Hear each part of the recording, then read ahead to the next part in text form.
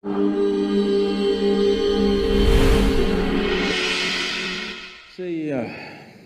human life is made in such a way, particularly human life. For all the animals, nature has fixed clear-cut path, what they can do, what they cannot do. Their lives happen between two lines. They cannot go below that, they cannot go above that. Within that they live. That's why they look so sure and certain, and they're peaceful. Once their stomach is full, they're all peaceful. Do you see this? Hello? Are you on talking terms with me or no? Do you see all the animals, once their stomach is full, they are peaceful. But human beings are thinking, or they're being taught that peace is the ultimate goal of life. A buffalo, full stomach, he sits peacefully. And for you, that is the ultimate goal, what a shame. What a buffalo can do with a stomach full of grass or whatever else he eats, you have to hold it as the ultimate goal. Is it not a shame, I'm asking you?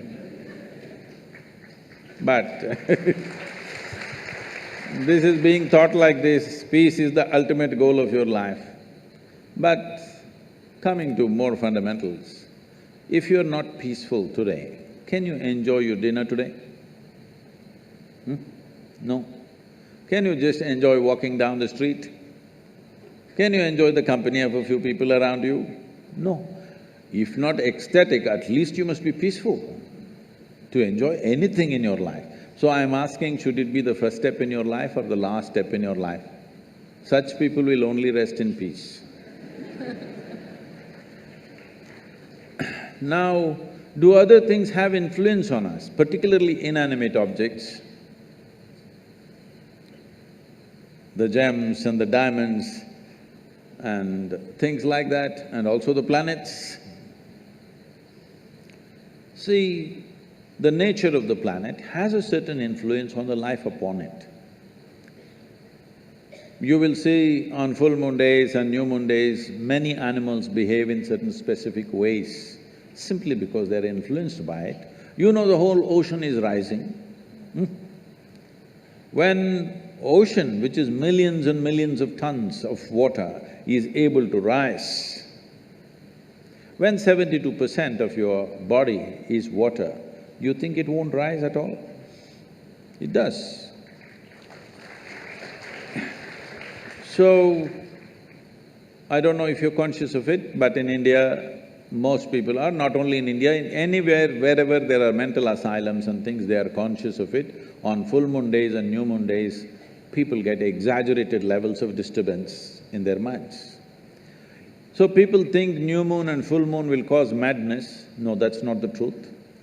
If you're very loving, full moon day you will become more loving.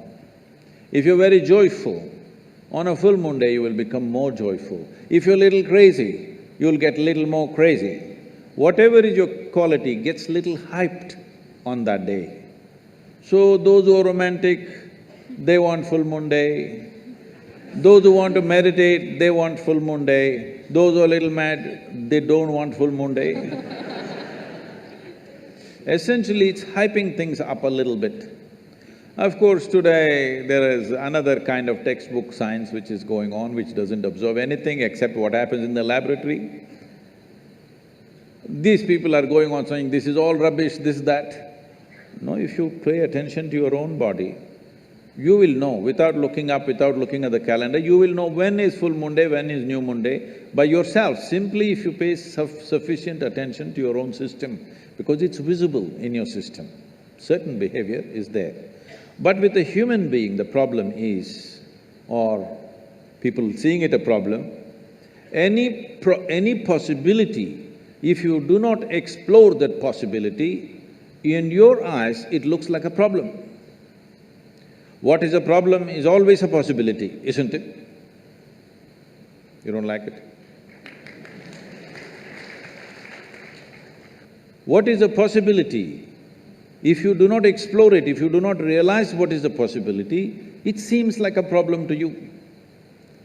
So, do inanimate things have impact on you? Yes, if you allow it, because this is the human predicament that who you are is not determined by nature, it is left open for you. Left open for you means you are the only creature on this planet who's been given the freedom to shape your own life. Is it a small thing? This is a product of millions of years of evolution that today, after all these creatures from a single-celled animal, after these millions of forms, here we are sitting, this is the only creature which can shape its own life the way it wants. Every other creature has to live by the laws of nature. We can shape our own lives. It is this freedom that human beings are suffering. If you're suffering your bondage, it's all right. If you're suffering your freedom, you're a disaster, isn't it?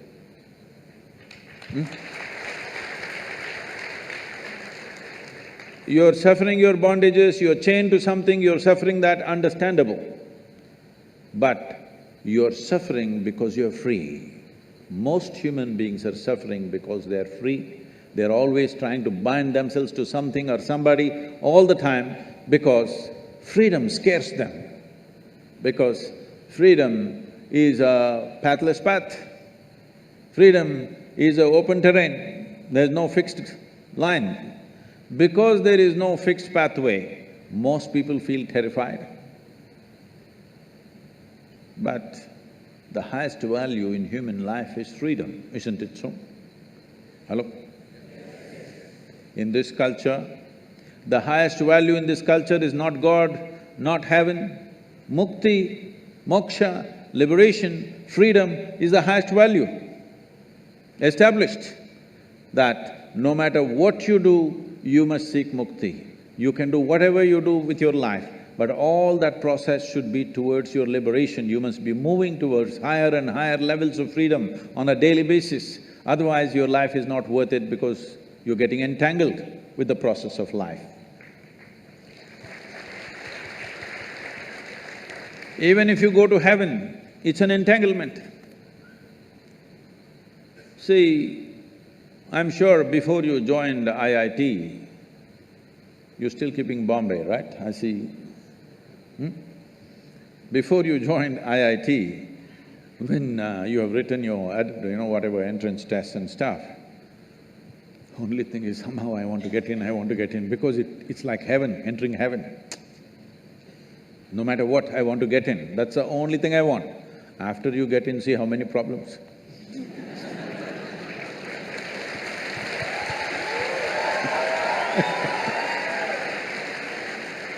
I'm asking you a simple question. Being on this planet, do you have any proof that you are not already in heaven and making a mess out of it? Huh? Do you have any proof? Suppose you took off from the solar system and looked down at this solar system, whatever these 12, 14 planets and satellites and works. Does planet Earth definitely look like a heavenly body among all these? Yes or no? So you're already on heaven and making a mess out of it, and now you want to go to another heaven. This culture does not value heaven, does not value God, values only freedom. We want to be even free from the creation and the creator. Mukti, moksha is the ultimate value because this is not a philosophical value, this is not a religious value, this is something every life is longing for. Only thing is, most human beings are short-sighted that they long for it in installments. See, whatever people are seeking right now, if they have nothing, they will say, if I get 100 rupees per day, Shiva, that's all I want, that's a prayer. 100 rupees fell. 100 rupees, fine, 3 days, 100 rupees, fine. 4th day, only 100 rupees, Shiva. What's the problem with you? Are you so stingy? At least 1,000 rupees a day. Okay, 1,000 rupee note, is it in legal tender, 1,000 rupee note?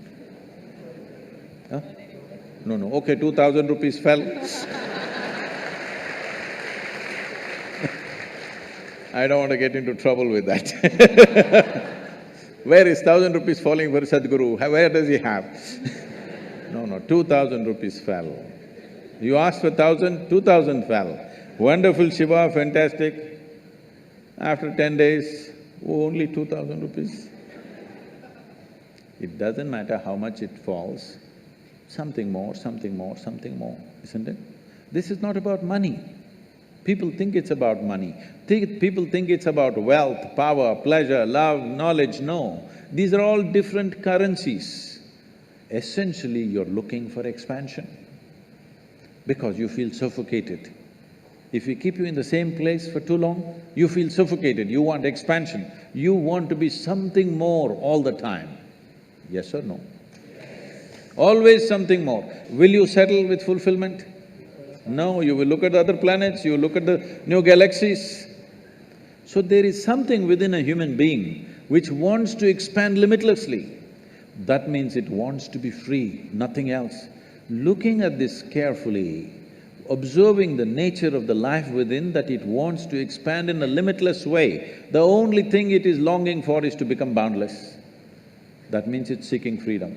That is why in this culture we established the highest value is mukti or moksha, which means liberation or freedom, not heaven, because heaven is just another place, maybe little better accommodations, but same trouble after some time, isn't it?